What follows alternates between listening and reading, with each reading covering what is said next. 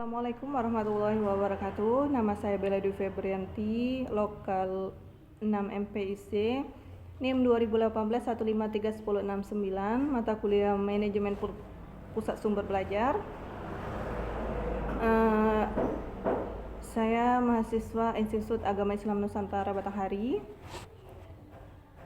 Di sini saya akan menjelaskan materi selanjutnya yang berjudul pengelolaan perpustakaan berbasis offline maupun online. Pertama-tama kita jelaskan dulu apa pengertian perpustakaan.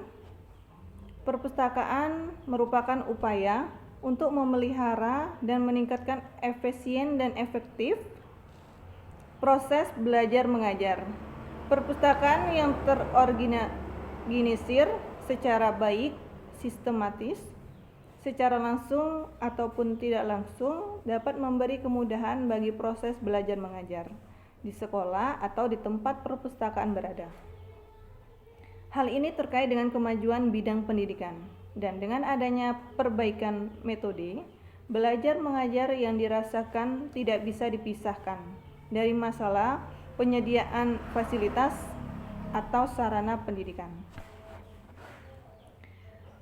Perpustakaan online adalah salah satu perpustakaan yang menyimpan data baik itu berupa buku, gambar, tulisan, suara dalam bentuk file elektronik dan mendistribusikan dengan menggunakan protokol elektronik melalui jaringan komputer.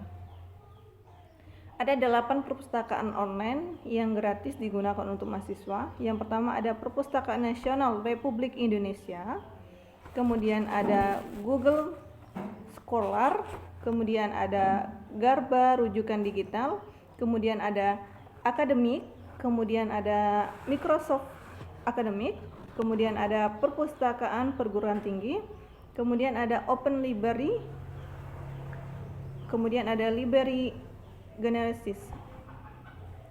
Manfaat perpustakaan sekolah baik untuk sekolah dasar, sekolah menengah atas, sekolah menengah pertama. Itu yang pertama ada perpustakaan sekolah dapat menimbulkan kecintaan murid-murid terhadap membaca. Kemudian ada perpustakaan sekolah dapat memperkaya pengalaman belajar murid-murid. Kemudian ada perpustakaan sekolah dapat menambah kebiasaan belajar mandiri yang akhirnya murid-murid mampu belajar mandiri. Kemudian yang keempat ada perpustakaan sekolah dapat mempercepat proses penguasaan teknik membaca. Kemudian ada perpustakaan sekolah dapat membantu perkembangan kecakapan berbahasa. Kemudian ada perpustakaan sekolah harus dapat melatih murid-murid ke arah tanggung jawab. Kemudian ketujuh ada perpustakaan sekolah harus dapat memperlancarkan murid-murid dalam menyelesaikan tugas sekolah. Kemudian ada perpustakaan sekolah dapat membantu guru-guru menemukan sumber-sumber pengajaran. Kemudian yang kesembilan, perpustakaan sekolah dapat membantu murid-murid, guru-guru, dan anggota staf sekolah dalam mengikuti perkembangan ilmu pengetahuan dan teknologi. Kemudian ada fungsi-fungsi yang disediakan perpustakaan digital yang yaitu akses sejumlah besar informasi bagi pengguna di mana saja dan kapan saja mereka butuhkan.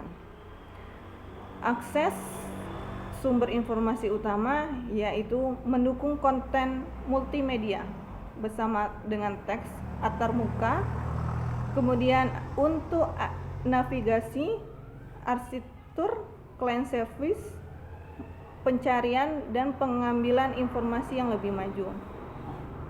Kemudian ada tujuan dari perpustakaan digital yaitu melancarkan pengembangan sistem dari prosedur, mengumpulkan, menyimpan dan mengorganisasi informasi dalam bentuk digital.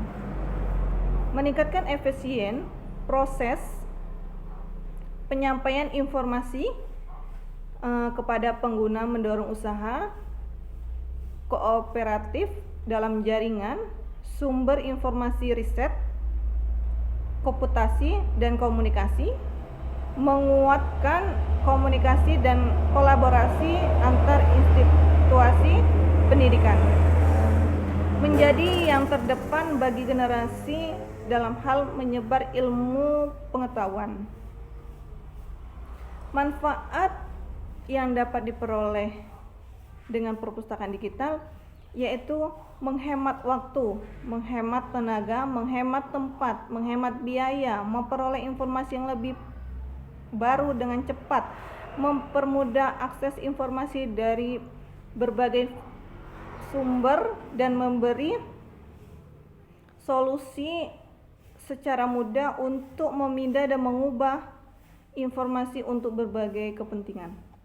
Keunggulan dari perpustakaan digital yaitu memudahkan seseorang dalam mengoleksi buku, tidak hanya dapat mengoleksi buku yang ada di basis data, tetapi dapat menambah daftar koleksi buku melalui basis data juga, sehingga bisa menjadi perpustakaan pribadi.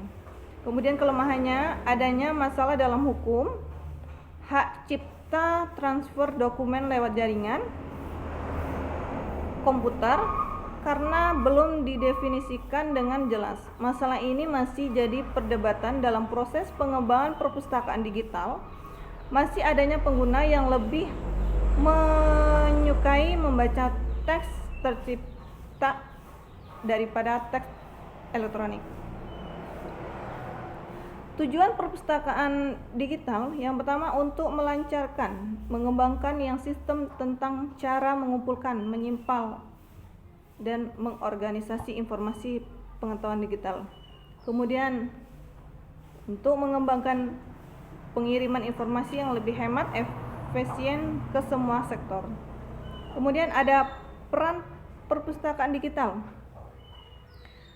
Perpustakaan digital berperan sebagai menyediakan informasi, layanan informasi atau pengguna informasi dengan memanfaatkan jaringan dan teknologi digital. Namun, bagaimana koleksi digital itu dimanfaatkan sangat tergantung dari bagaimana informasi tersebut dibuat, diorganisasikan, dan disajikan. Pengembangan perpustakaan digital adalah upaya yang dilakukan karena dengan memanfaatkan teknologi informasi, maka perpustakaan akan semakin dimudahkan dalam akses informasi. Bisa akses informasi di rumah dengan menggunakan jaringan internet dalam meminjam koleksi perpustakaan. Sekian penjelasan dari saya akhiri. Wassalamualaikum warahmatullahi wabarakatuh.